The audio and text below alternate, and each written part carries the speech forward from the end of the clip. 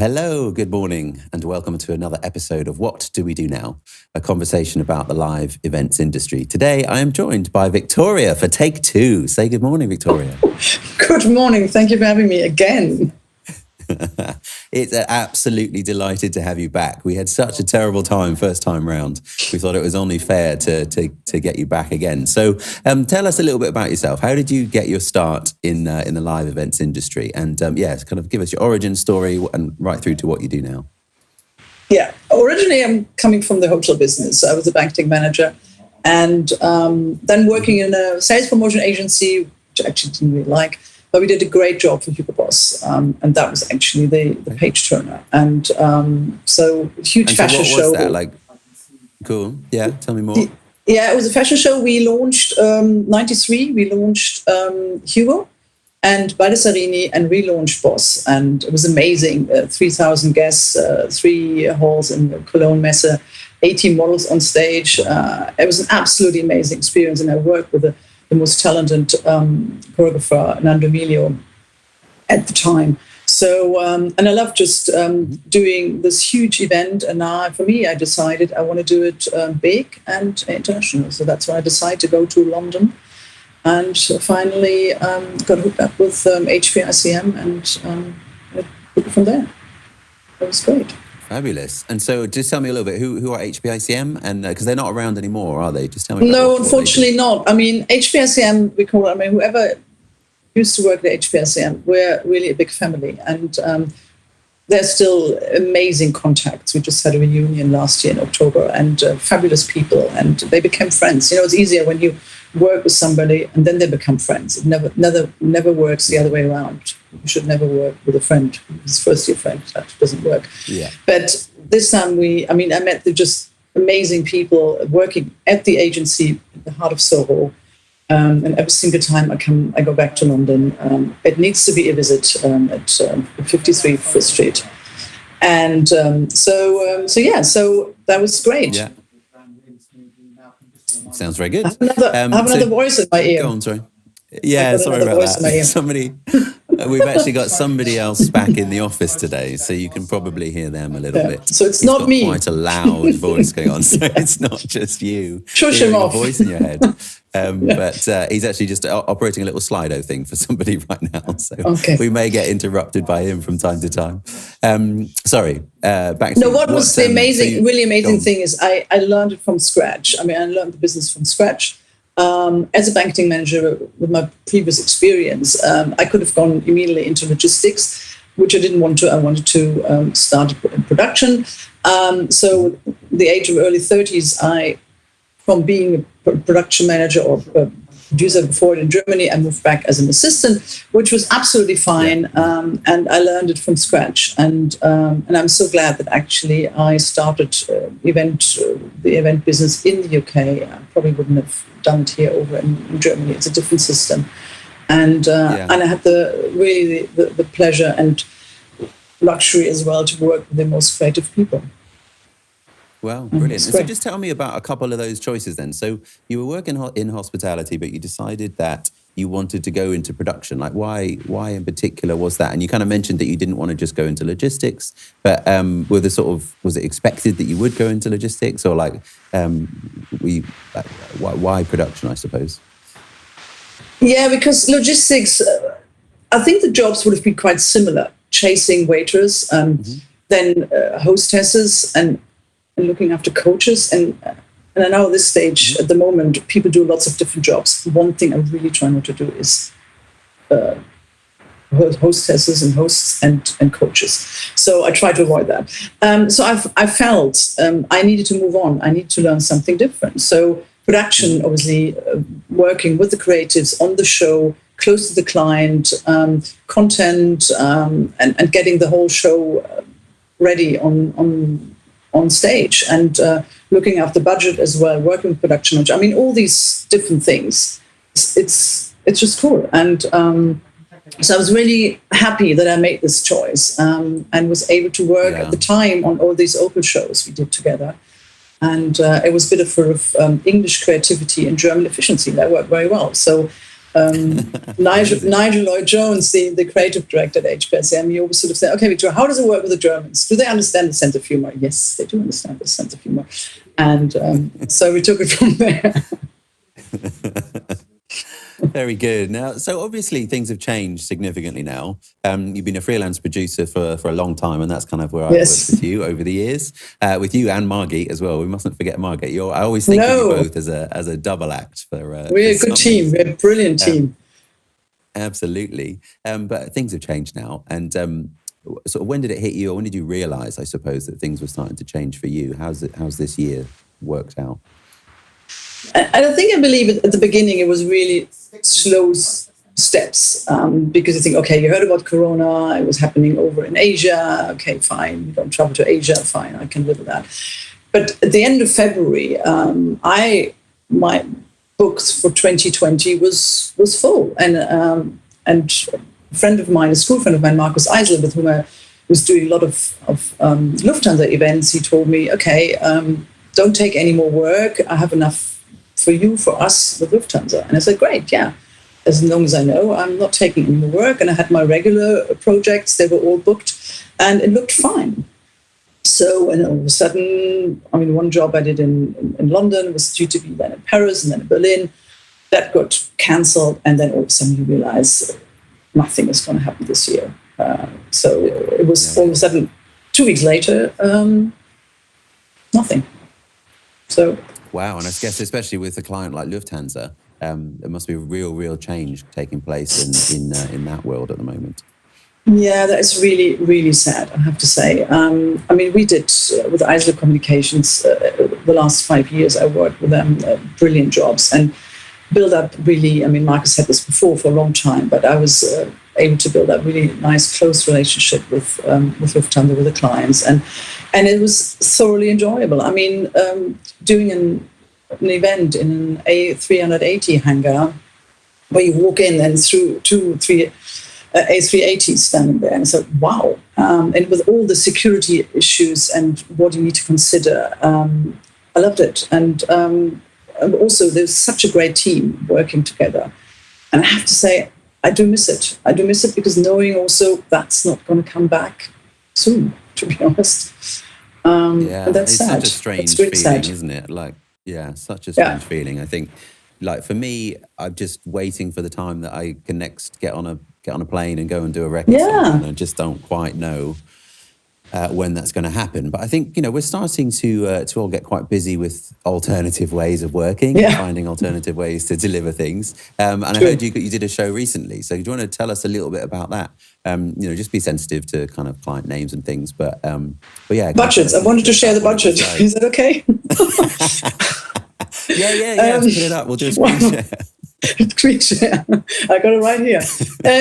All of a sudden, Gareth Thompson from For Impact called, and we worked together 20 years ago. He came straight from university, and he asked me if I would be available. And I said, okay, let's have a look. And so I had the pleasure to work with him and a team to deliver a digital event, which just happened on Tuesday. So we did some pre-recordings with you guys, actually. And so I got involved in this area. And then we had this live event. And I was looking after, obviously, the DACH region, Germany, Austria, and Switzerland. Mm-hmm. And it was very interesting. And first of all, as we all know, live communication is live. It's about the people. And if you can't be together with them, that at least it's nice to see old faces, still looking young, obviously, but again, from the past. So, and that is my true joy, is this network, which I managed to build up and still keep and still love in our freelance world.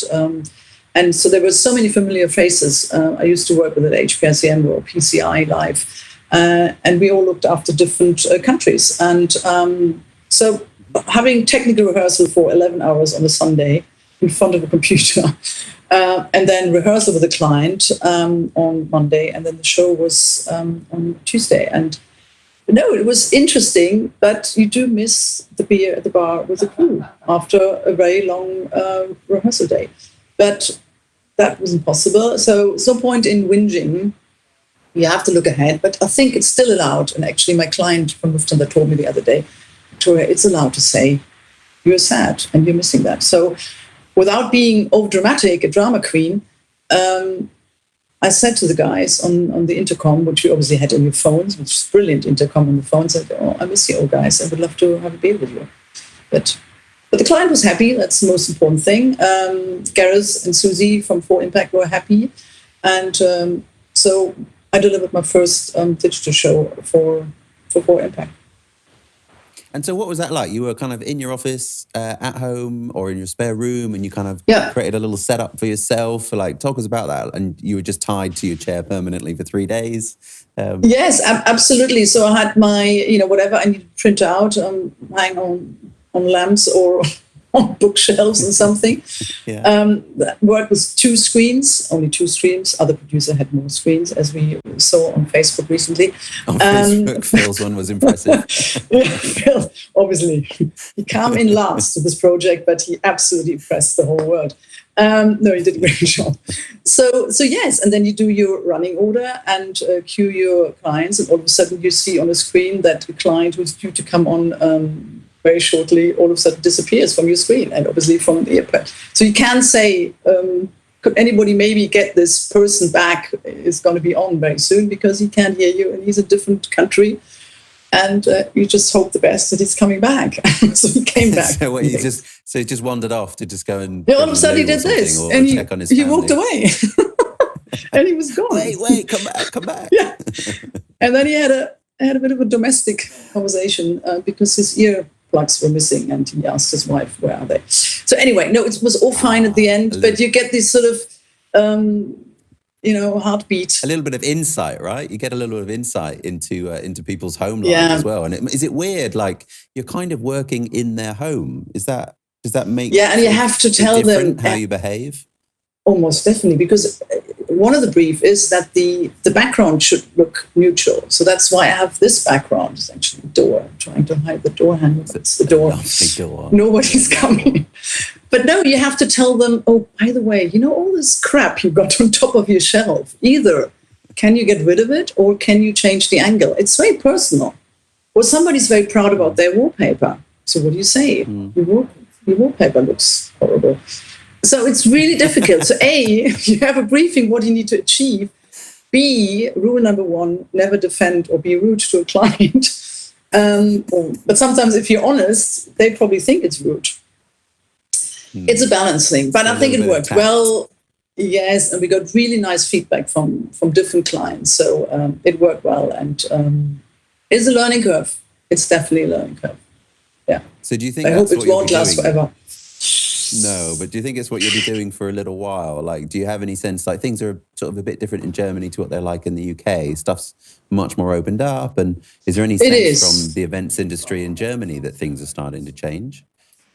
Well, yes, I don't think that live communication is dead forever, because the face-to-face, what we feel about missing our crew, we're not able to talk to them face-to-face, the clients miss that as well. But maybe some spontaneous meetings, they will happen like this, and then they save money. And saving money at the moment is a big issue, because look at the economy. I mean, it's not that all of a sudden a lockdown is over and they come up with huge budgets for huge events, because everybody is suffering. Every industry is suffering. And that's a difference between what happened after 9/11 and also the Lehman Brothers crisis, because there were certain industries which were suffering. But here it's across the world and across the industry. So it depends on, we have to think different routes and be flexible and think outside the box. I think this is definitely what everybody needs doing, us in the industry, in the event industry, and the client as well. So yeah, absolutely. And I think it's really good and encouraging, I guess, for people to see, I guess through the Left group and through some of the other kind of freelance communities online, the number of people that are starting to pick up. Maybe they're not super busy yet, but kind of there's definitely stuff going on out there, albeit in a slightly different way. So just remaining adaptable and getting on with it is it's great to be encouraged by hearing what you've been through. And one thing, I think Anya said this as well in her talk, is because all the big production companies we work with, used to work and hopefully work again, obviously they're focusing on permanent staff at the moment. They're not looking for freelancers, because when we come in is if they're busy with other jobs, or that's actually my little niche, if you speak a few languages. So if you have a niche, then it's good. But apart from that, first of all, the permanent people, and then hopefully at some stage they contact you again for other stuff. I'm positive. I mean, you have to be positive. It isn't. I mean, what else? Well, I think in your case, you've got golf, so I suppose you can always play golf. Oh yeah. Yeah, but nobody pays me. All the balls I'm hitting in the woods, and I'm missing after the round.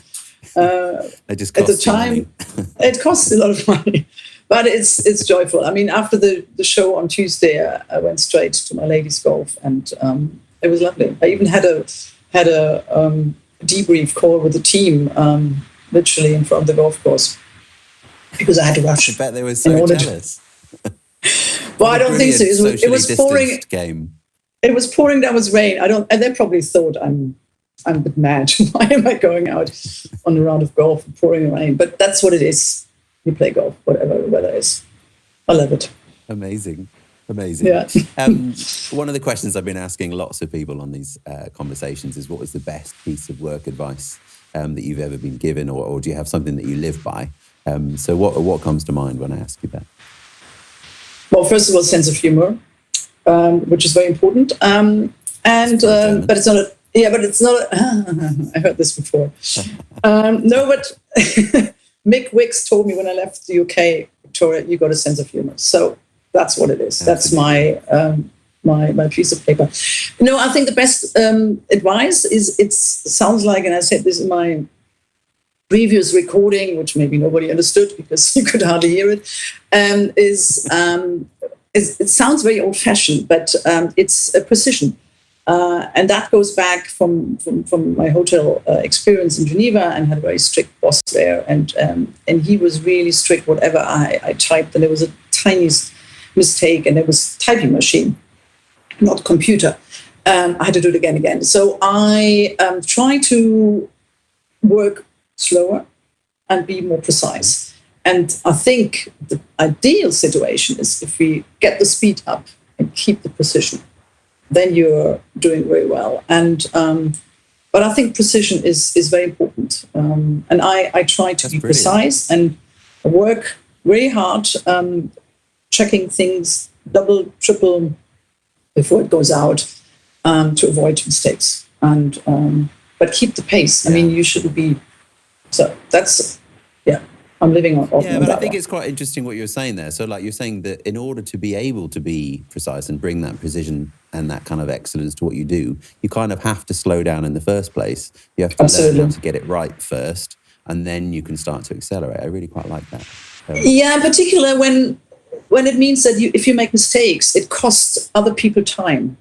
That I really don't like at all. I mean, also if somebody is just firing stuff on to me and without thinking twice and asking me to do something, particularly with clients sometimes, and you think, hang on, think twice. It doesn't really make sense what you're asking me here. And so wasting anybody's time, I think this is really not on. It's literally, it's not respectful. So that's one particular reason why I try really to be precise in order to actually save people's time. Yeah, that's really brilliant. That's really brilliant. Such a simple thing to live by as well. Thank you very much for this. It's been a really interesting conversation, and thank you for taking the time. Well, thank you for doing it again, Dave. No problem at all. Take two. I think we've done slightly better this time around, haven't we? Definitely. You must have managed to get all your family off the internet. all my 6 children, nobody's working. No, I have sent my daughter to work experience to an architecture office, so that was already good. That's what's made the difference. Maybe she can earn some money very soon. Get her out to work. We'd love to hear from different people across the industry, so please get in touch if you'd like to join one of these conversations. We're actually starting a kind of new element to the series next week, bringing in a lot more of the event managers and getting a bit more of a logistics angle. We've heard from production primarily so far in these conversations, so I'm looking forward to that. But thank you very much, Victoria. Say goodbye for now. Well, goodbye for now. And one very important thing, because you mentioned logistics. Don't get me wrong. I mean, logistics is super important, and I work with fabulous logistics manager. It sounded maybe earlier, but it's only about buses and hostesses. Not at all. It's a huge, complex area, and it's fabulous. So I just thought I need to say that at the end. No problem at all. I think people have different skills, right? People have very different absolutely. skills. Absolutely. And stick to your skills. Brilliant. Thank you, Victoria. Speak soon. Thank you very much. Bye. Bye-bye.